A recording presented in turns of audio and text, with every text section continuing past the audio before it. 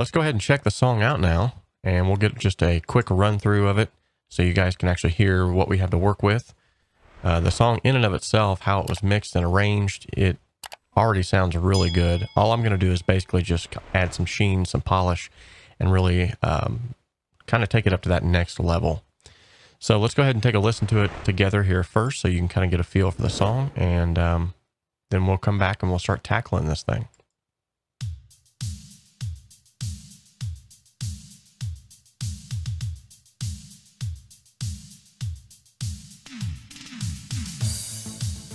I'll turn this up a little bit.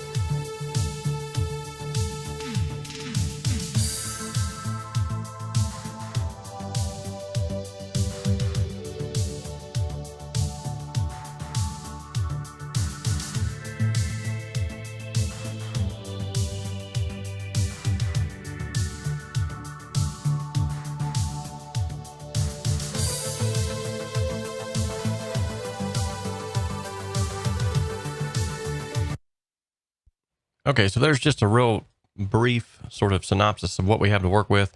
You have not yet begun to hear the width and the breadth of this mix. I mean, it's got some stuff in it that just, there's a break in here. Well, we'll get to it. And the reason why I'm stopping it now instead of just listening to the whole thing is because I'm sure we're going to listen to this thing over and over and over here in just a minute.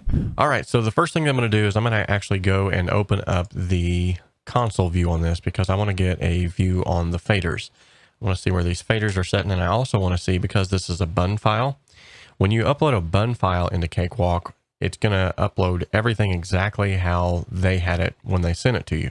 So this explains a lot about why the volume was so low. As you can see on the master fader here, it's turned way, way down. Mark says he misses the jammies. Yeah, that last video I posted, I was not feeling good, so I just went ahead and threw up a video update real quick, letting everybody know that I would not be having a live video in my pajamas. So there we go. Turn that master fader up. That made a difference.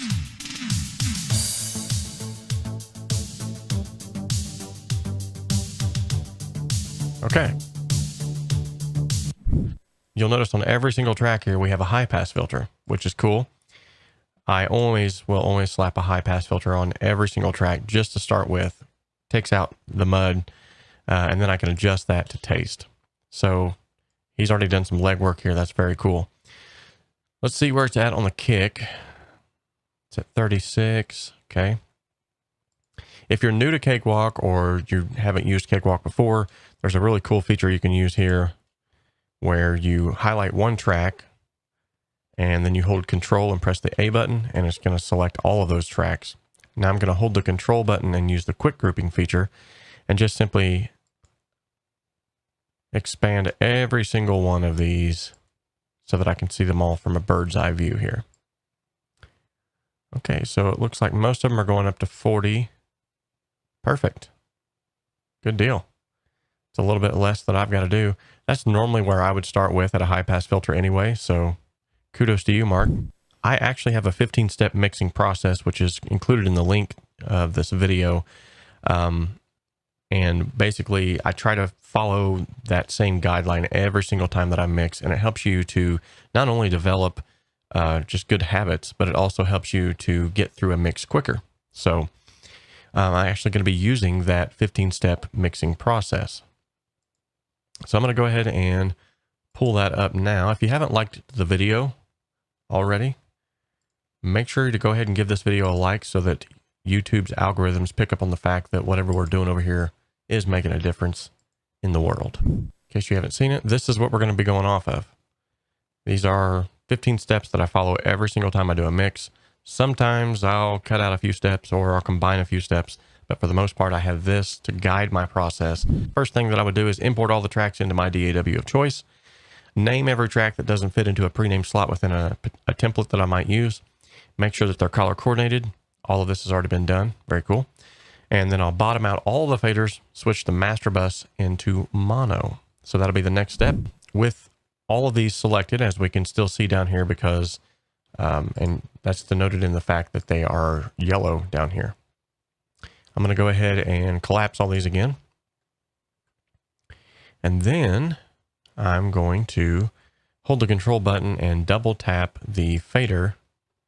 That should bring everything up to speed. Except for that one. Okay. Now I'm going to hold the control button again and I can select any one of these, but I'm just going to hold that control button and then bring down one fader. That's going to bring down all of the faders. The next thing I'm going to do is switch this into mono. Now this is the master bus. By switching the master bus into mono, it's going to allow me to address any kind of phase issues that might be presented with stereo instruments, with mono instruments that are maybe combating EQ wise.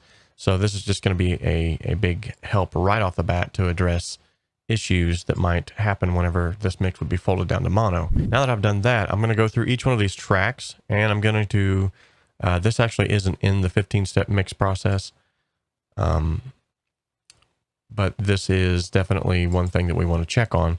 What exactly needs to be in stereo? Because I get this a lot where, especially with individuals like Mark here, he's really synth heavy. He records a lot with synths and VSTI instruments, and they always will sort of pre-route themselves into stereo tracks. So I want to figure out what needs to be mono in this mix versus what needs to be stereo. So the kick can definitely be mono.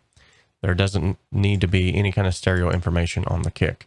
Also, a good indication of this is if you look at the waveforms when you zoom in, if, like, say this top portion here is your left channel, this bottom portion is your right channel. Now, if these both look like identical, like these do right here, and if I was to zoom in, yeah, you can see that these are completely identical.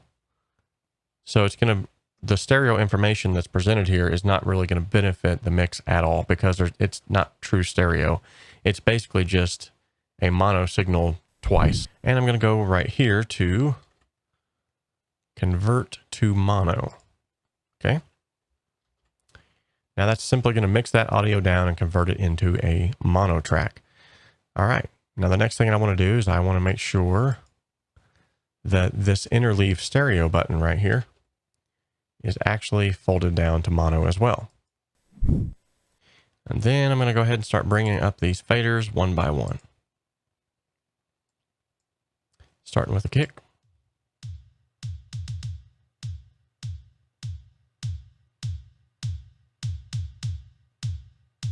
Okay. So I'm going to go ahead and bring that second kick, even though it doesn't happen till later, about the same spot.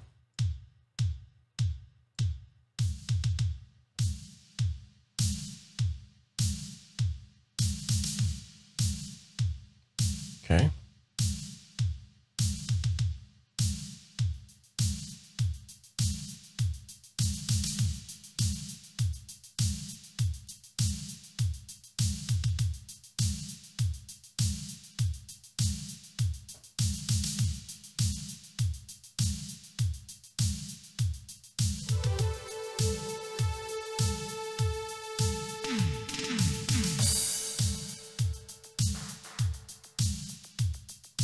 Okay.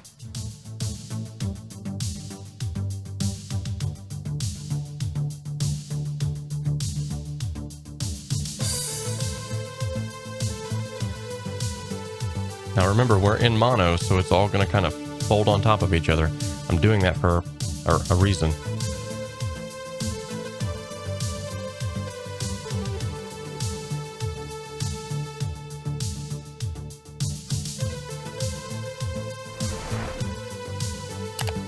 I kind of put everything at like -12 right now, just to kind of get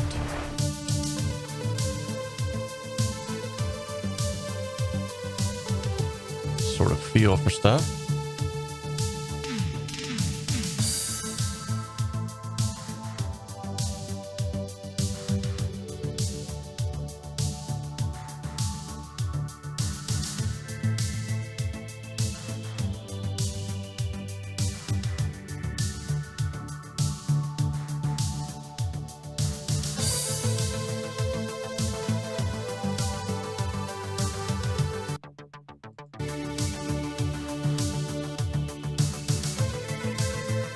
Okay.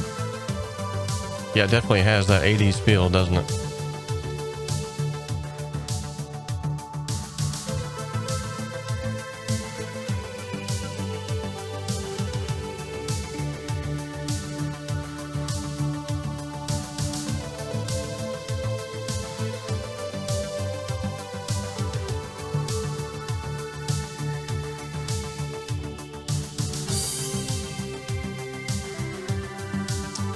Okay.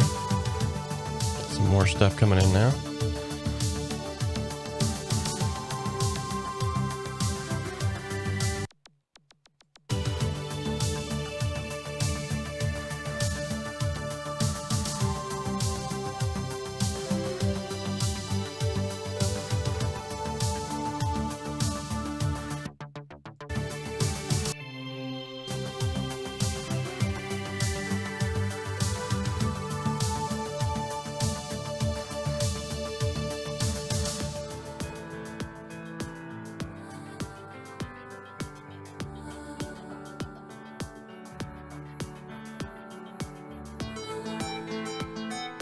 Nice.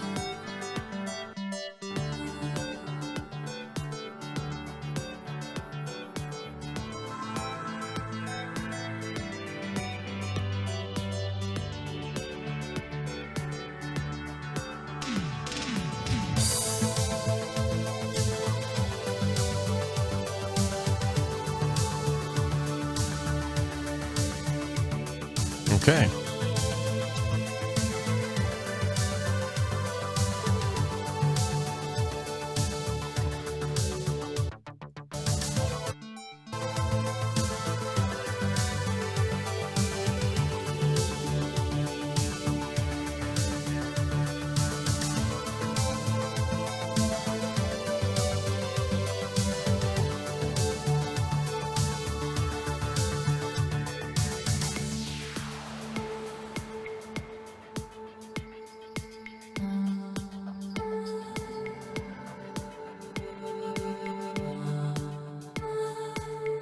So cool.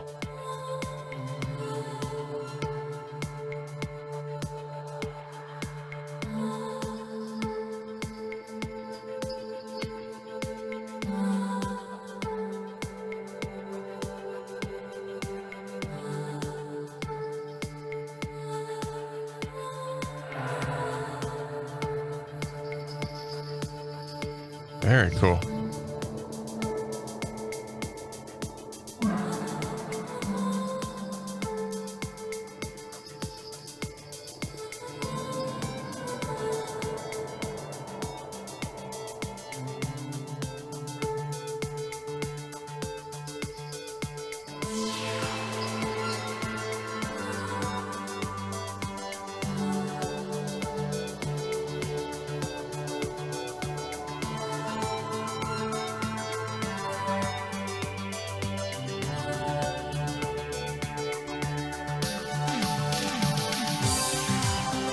Nice.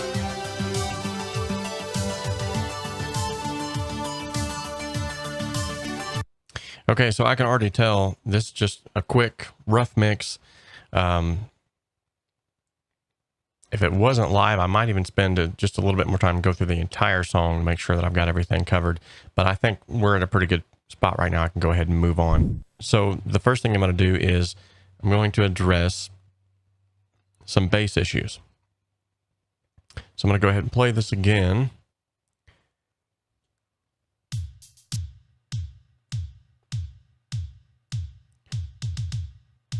Okay. And I'm going to find the fundamental frequency on this kick.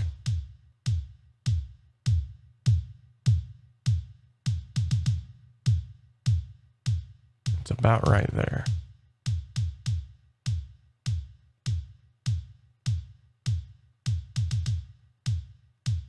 Okay.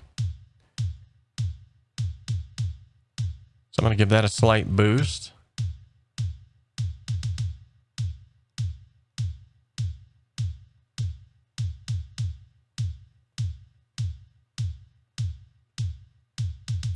I'm going to cut out a little 400 here, and then I'm going to give it a low pass filter.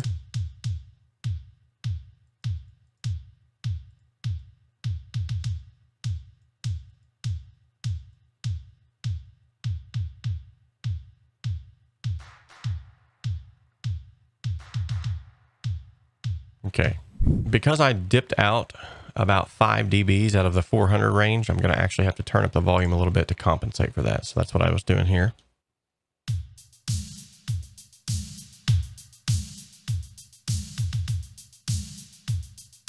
Okay, now I'm going to go ahead and work on that snare.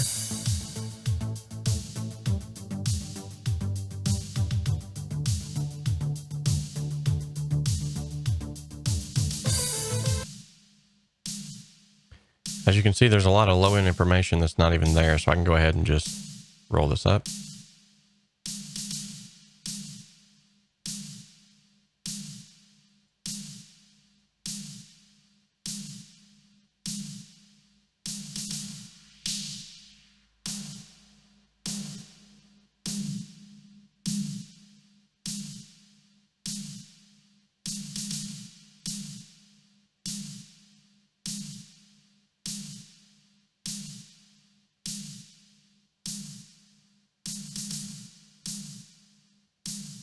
Okay, put a low pass on the top here.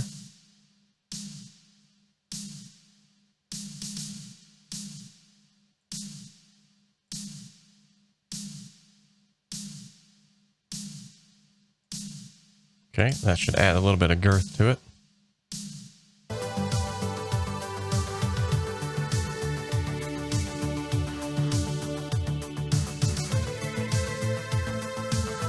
Gonna work on these hi-hats next. Yeah, see, there's all kinds of low-end information not even needed here.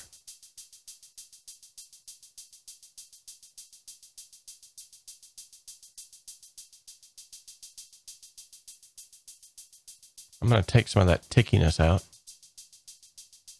Make them sound a little bit more authentic. There we go.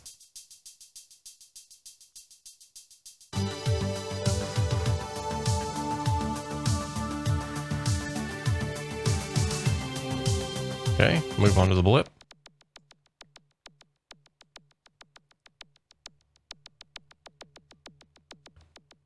I'm going to bring out a little bit more of the low end on this.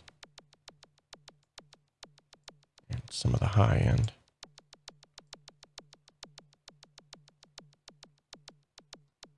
Kind of make it sound a little more blippy.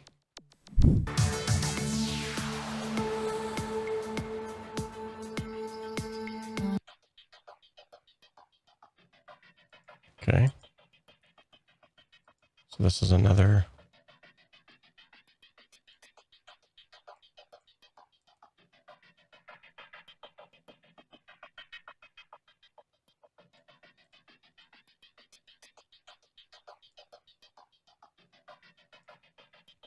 Okay.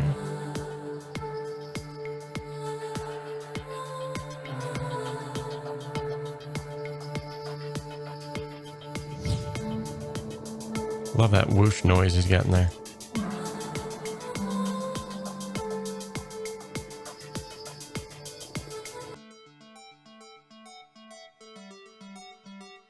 I feel like this here needs to be definitely accentuated some more here.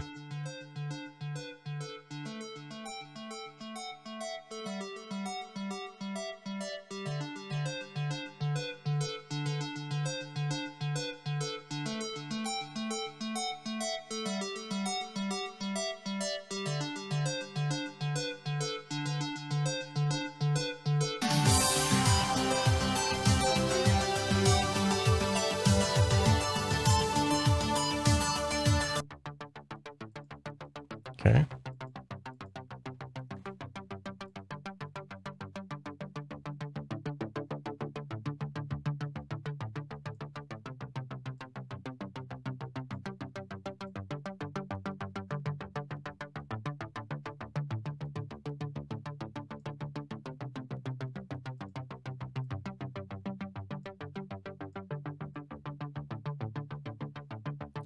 I'll cut some of the attack off of that.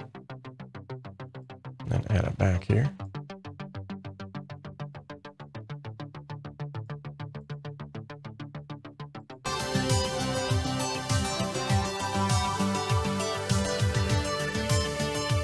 So what you can see here is I'm able to turn things up louder in the mix now and to get them actually to be heard because I'm EQing them to actually set in their own spaces.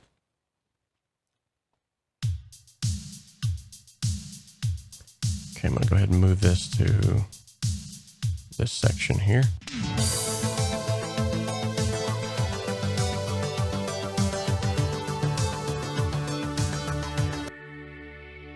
Okay.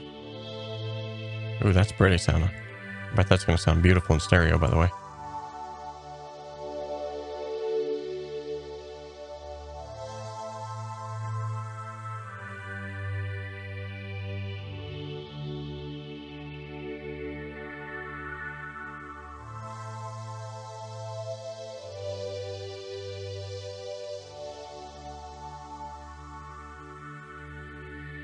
Okay.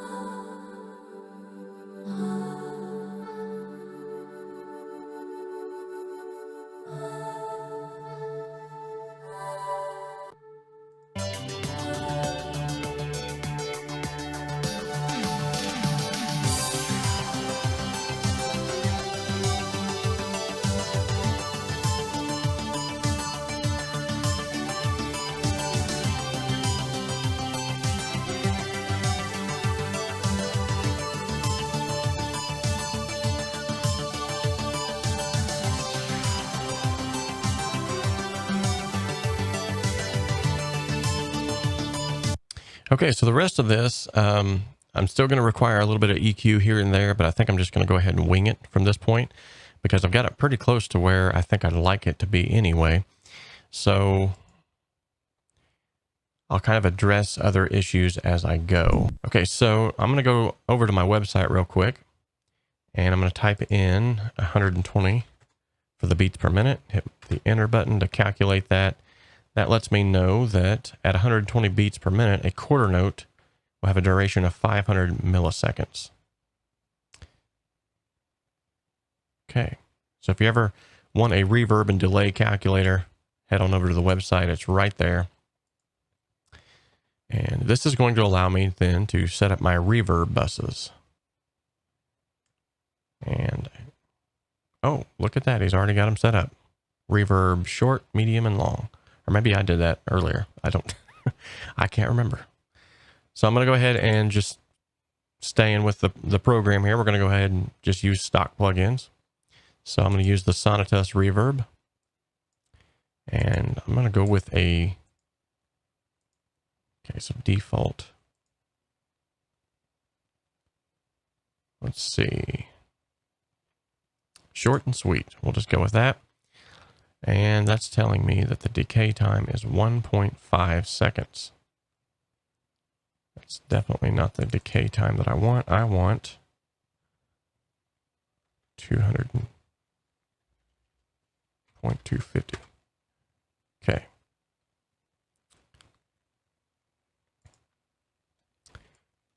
I'm going to copy this over here.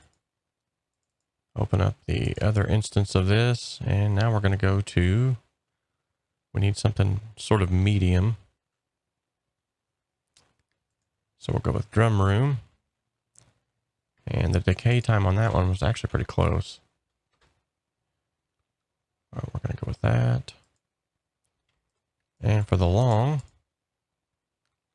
we're going to double that to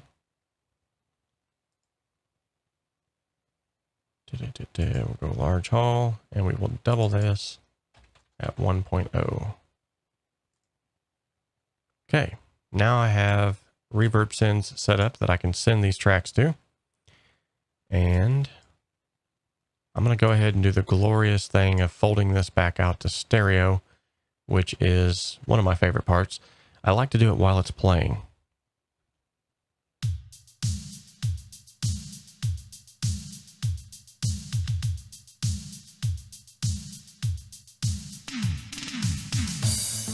And here we go.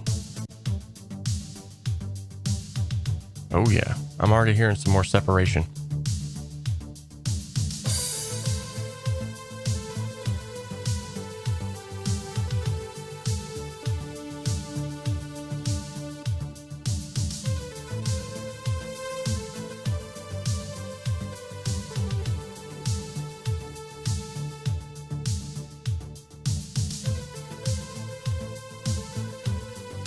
Sounding good there.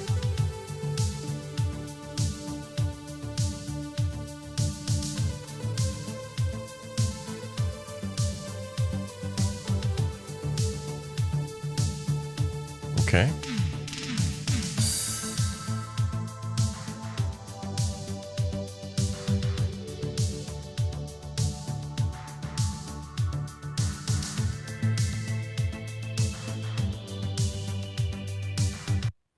Okay, I'm also going to go ahead and create a drums bus, I believe.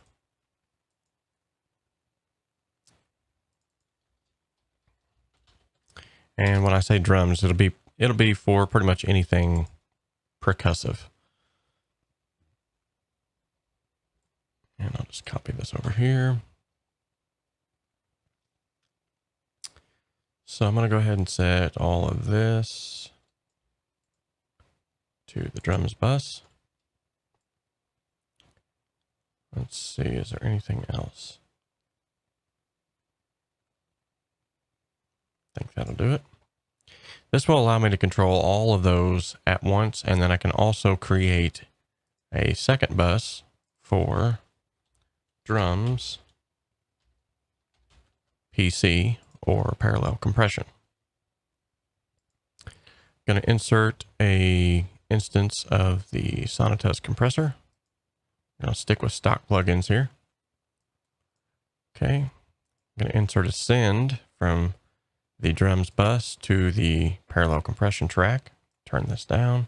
Yeah, when you're using the Sonitus reverb, you want to go ahead and turn this dry fader all the way down.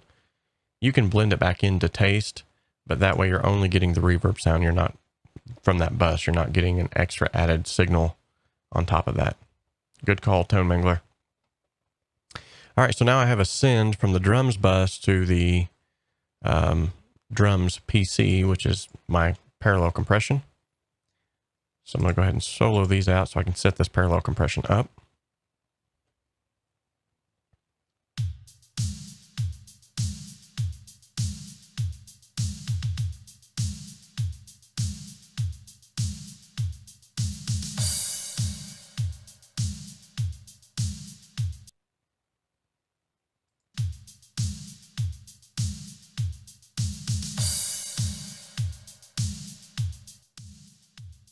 Okay, so this is what the parallel compression sounds like by itself.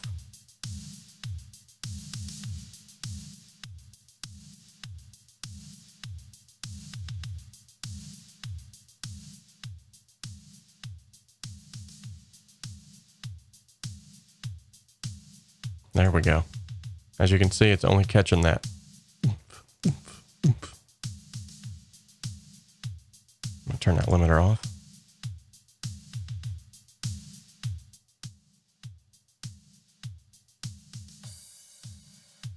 Okay, now I'm going to start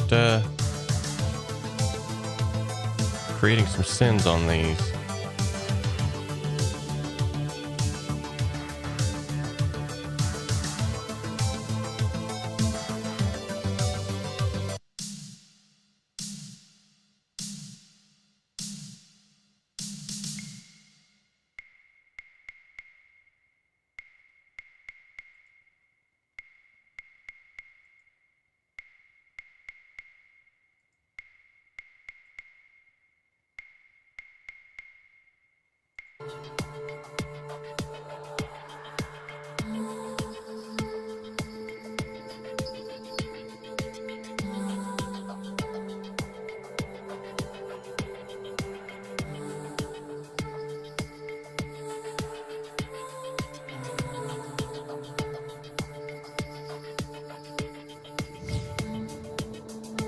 That whoosh sound gets me every time.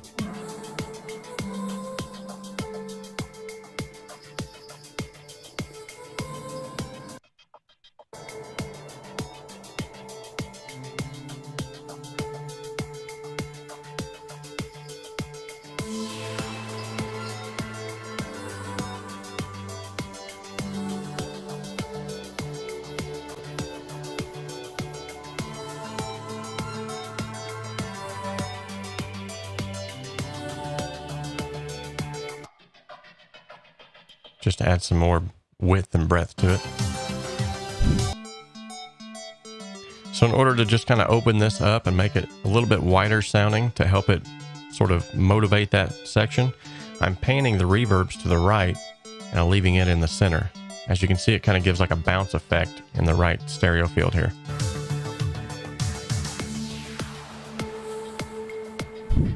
So I'm going to go ahead and highlight just the buses. I want to make sure that these, nice.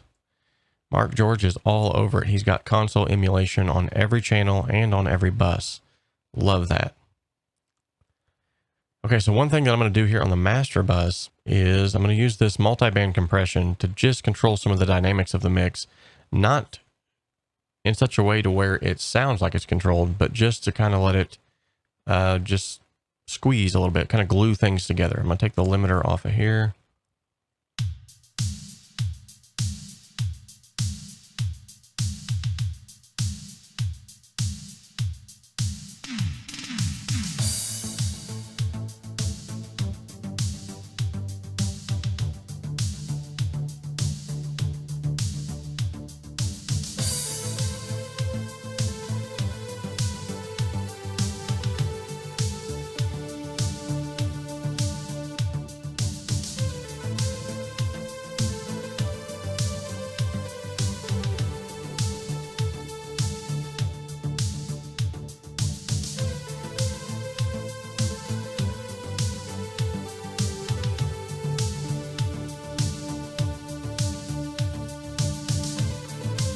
So this is what I'm hearing right here. So all that's doing is just simply doing a little bit of gain reduction there and then adding it back with the gain add here. And that's in that lower region, so.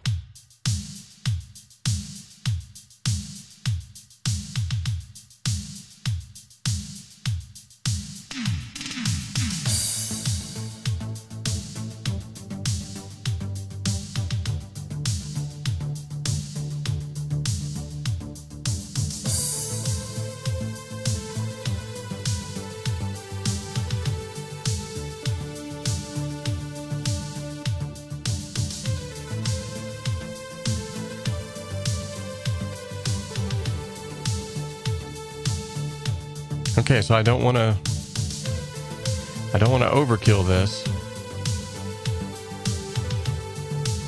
So this is with, without.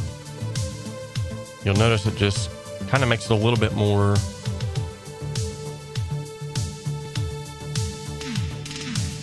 see how it just adds life back into it. Take it out. Sounds good, but it's kind of dull, a little lifeless. But now you bring it in, all of a sudden it starts to come alive. And I'm not doing a ton to this. I'm just barely touching those things. Nice. Now that it did increase our overall perceived volume, so that's okay. I'm gonna go ahead and put a little boost on the shelf, a little high shelf boost here. Add some sheen to it on the master bus.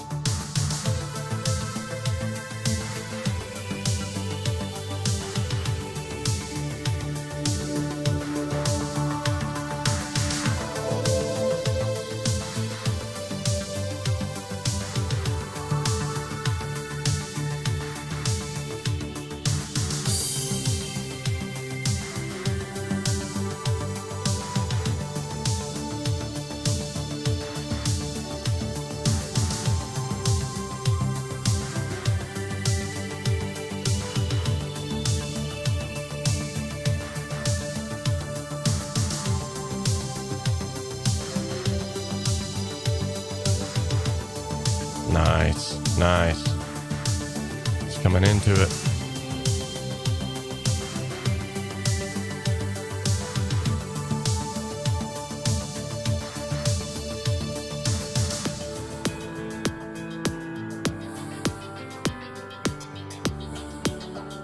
Okay. You can see we're starting to clip there with that one. So I'm gonna go back and turn just that kick down.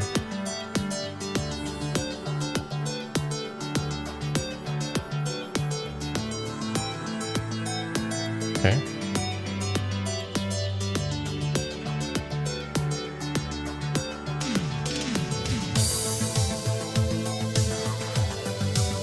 Okay, I'm gonna go ahead and insert another stereo bus, and this one is gonna be for saturation. One of my favorite tools for shaping a mix is saturation. I'll show you why here in just a moment. With saturation, you're able to essentially create a perceived loudness without actually making things louder.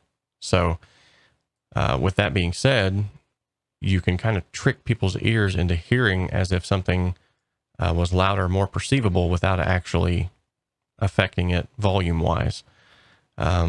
It'll make sense here in just a minute. I'm going to go ahead and immediately dip out around 300 hertz because that's kind of a muddy region. So now I have a saturation bus. I'm going to call it Sati.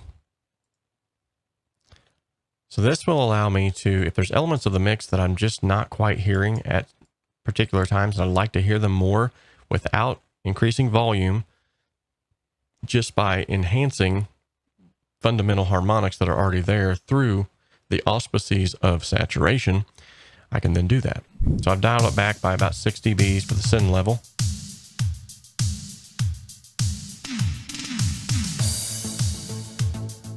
That's making that kick poke out a little more there. I like that.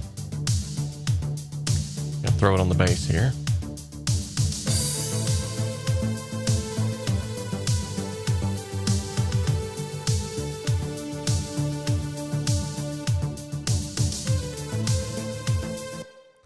Okay. Generally speaking, I don't know if it's like a magic number for me anyway, but negative 6 dBs for the saturation bus whenever I create one seems like it's just always spot on, just right where it needs to be. And I'm going to go ahead and I'm going to throw this randomly on a lot of stuff because saturation is where it's at. So the saturation I'm using is literally just the tube stock plugin. This is what it's doing to the sound right now. There's 2 different modes. I prefer this second one myself, but all right, man, we have come a long way. Now there are still things that can be done to this mix. Say for instance with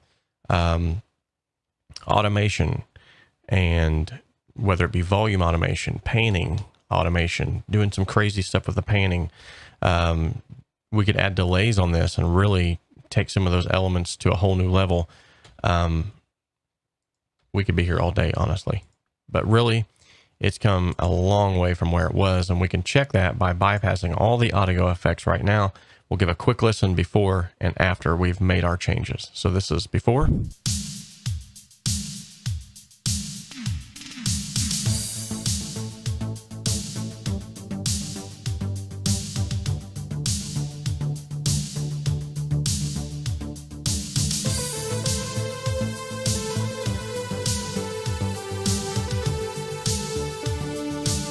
Not bad, not bad. And after.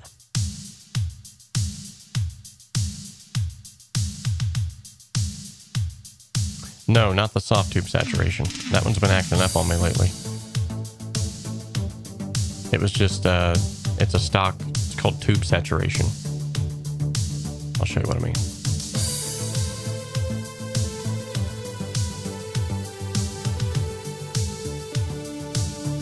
So if you go up here, insert module. So that's the saturation knob you were talking about. This one is actually just called tube saturation.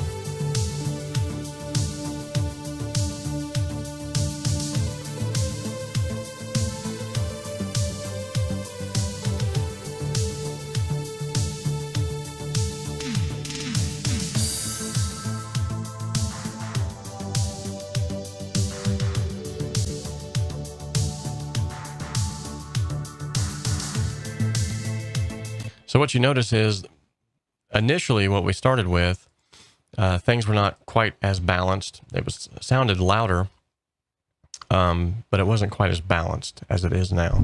And the last thing that I'm going to do is I'm actually going to throw on the T-Rex 5.1.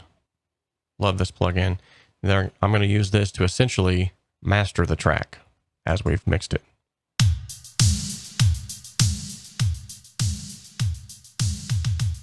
So this is where we are now.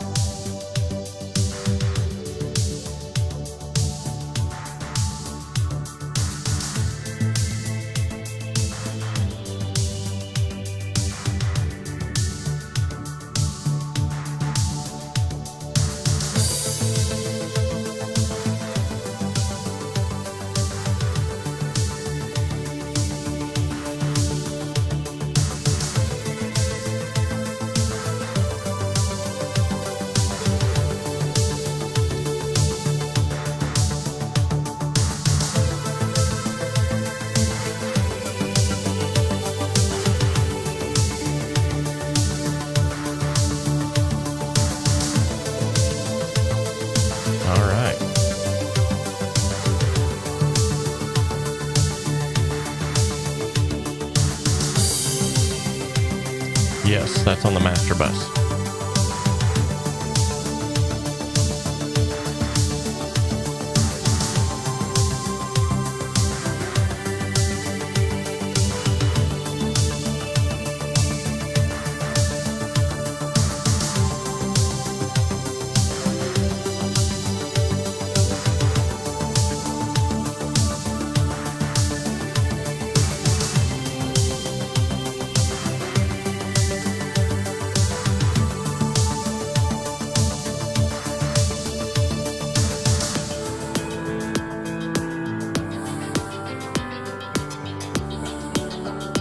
That section right there has just come alive.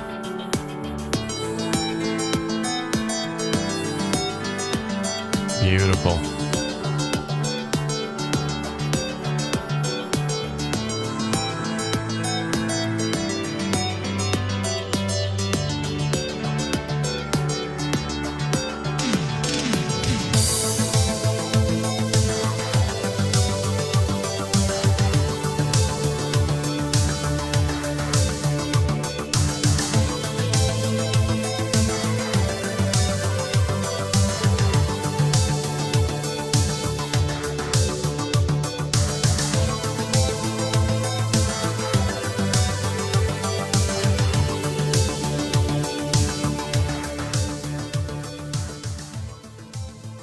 All right. Well, guys, thank you so much for tuning in today. I'm hoping, at least, that you did, in fact, learn something from this. If you did, let me know in the comment section what you learned. What kind of key takeaway did you learn from this, if anything? And what was your favorite technique or trick that I used that you're going to be applying to your own mixes?